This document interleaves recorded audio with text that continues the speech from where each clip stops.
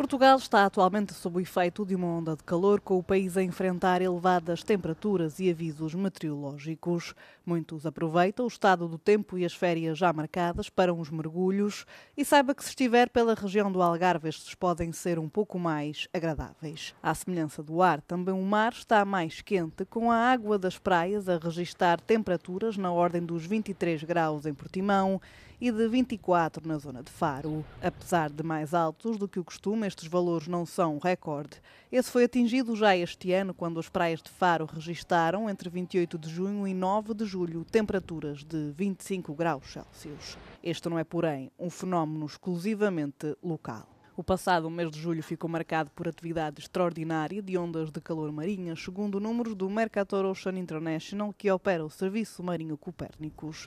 A organização diz que o mês passado foi o terceiro julho mais quente ao nível da temperatura marinha, com o mar Mediterrâneo a atingir temperaturas nunca antes vistas. O mar, que vem a parte da Europa e o norte de África, atingiu no passado mês de julho a temperatura média à superfície de 26,68 graus Celsius, o que ultrapassa o recorde anterior registado em 2023.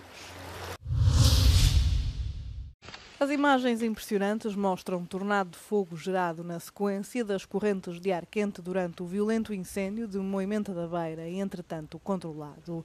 O momento foi captado durante o fim de semana, mas um fenómeno semelhante aconteceu durante a tarde de segunda-feira na Covilhã.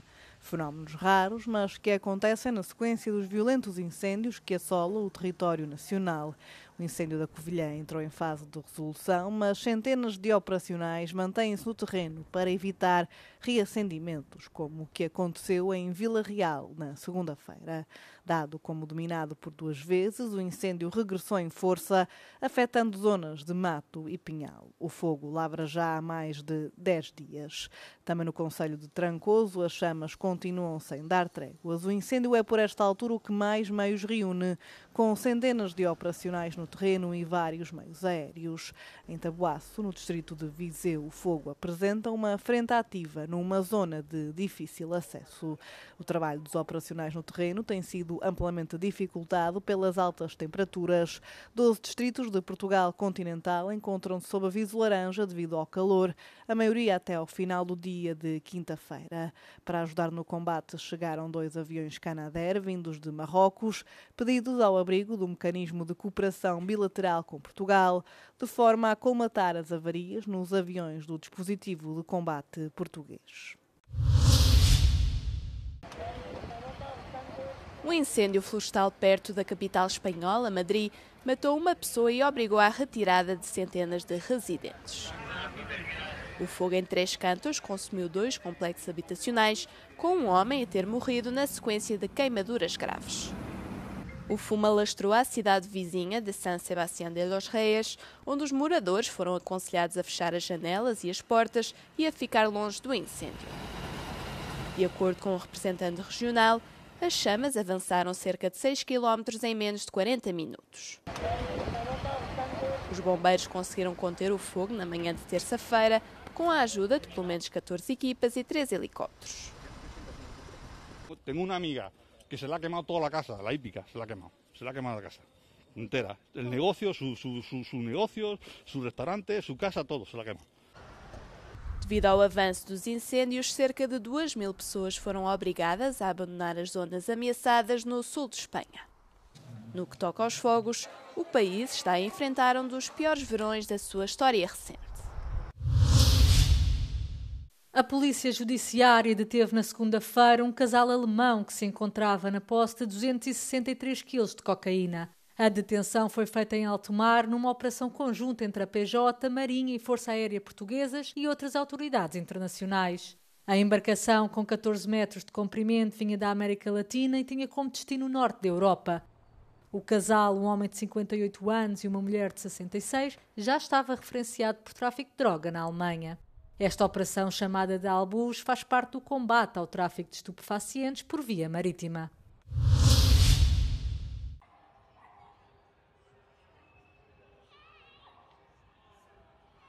Este mês de julho foi mais um mês anormalmente quente, com várias regiões da Europa a atingirem novos recordes de temperatura, segundo o último boletim climático do Serviço Copérnicos da União Europeia. Na Europa, a temperatura média de julho de 2025 ficou ligeiramente acima dos 21 graus, ou seja, 1,3 graus acima da média de julho de 1991 a 2020, o que faz deste o quarto mês de julho mais quente de que há registro. Julho de 2025 ficou 1,25 graus acima do nível pré-industrial a nível global. Foi apenas o quarto mês nos últimos 25 com uma temperatura a menos de 1,5 graus acima deste nível. Significa isso que os objetivos do Acordo de Paris falharam? A resposta curta é não. Para tal, os níveis têm de ser ultrapassados durante pelo menos 2 décadas.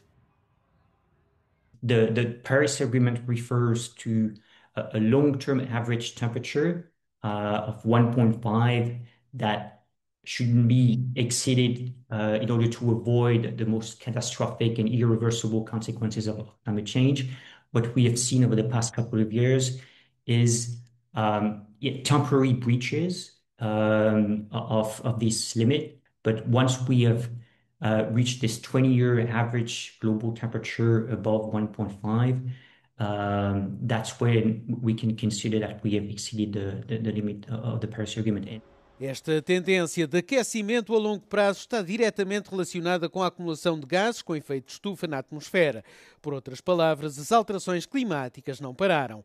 Em toda a Europa, os efeitos desta situação estão a ser testemunhados, desde o calor extremo às inundações catastróficas que afetaram vários países este verão. Segundo os especialistas, a tendência não vai parar enquanto se continuar a emitir gases com efeito de estufa. And even if at some point in the next few years we might reach this 1.5 degree limit set by the Paris Agreement, we must continue doing everything we can to cut greenhouse gas emission.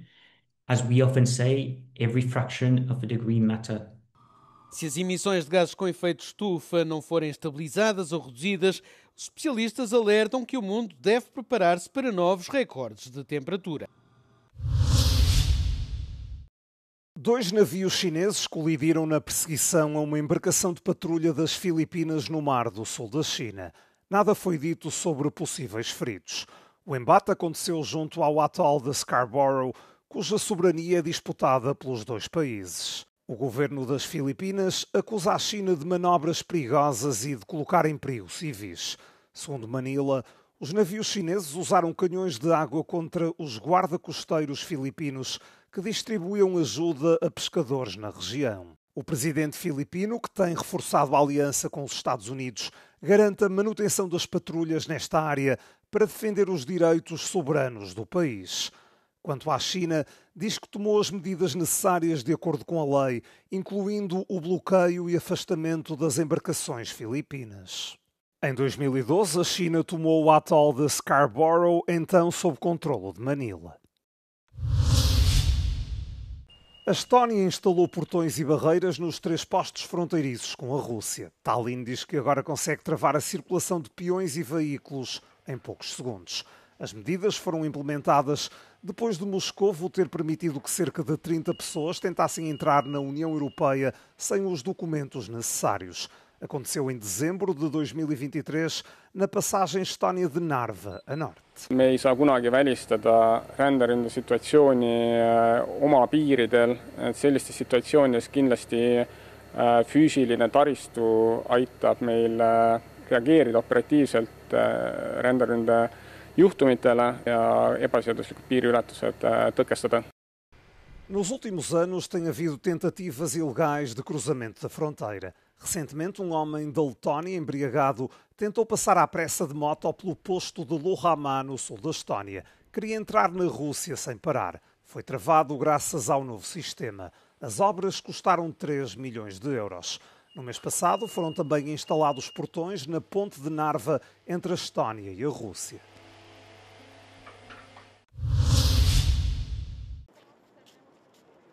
Apesar das semelhanças culturais e dos avanços tecnológicos, a diferença de produtividade entre a Europa e os Estados Unidos não só persiste, como está a aumentar. Falámos com David Ochietsky, especialista no mercado das novas tecnologias, que foi recentemente coautor de um relatório que analisa o desenvolvimento económico nos 2 lados do Atlântico. Duża część giełdy amerykańskiej to są 7 największych spółek związanych z technologią. To ma ogromne przełożenie. Myśmy jako Europa troszeczkę nie wykorzystali tego. Stany dużo lepiej sobie radzą z kryzysami, a właściwie z wychodzeniem z kryzysów i następowało zawsze przyspieszenie u nich w tej produktywności. A principal razão para o fraco desenvolvimento econômico é a falta de investimento. Patrząc na dekadę w Europie, kapitał dostępny do takich bardziej ryzykownych inwestycji związanych chociażby z nowymi technologiami był między 5 a 7,5 raza większy w Stanach niż w Europie. No nie da się tylko oszczędzać, zaciskać pasa przez dekadę, to nie jest jedyny sposób, żeby gonić Stany Zjednoczone. As empresas europeias com receitas superiores a 10 milhões de dólares por ano estão a agir de forma semelhante à dos Estados Unidos.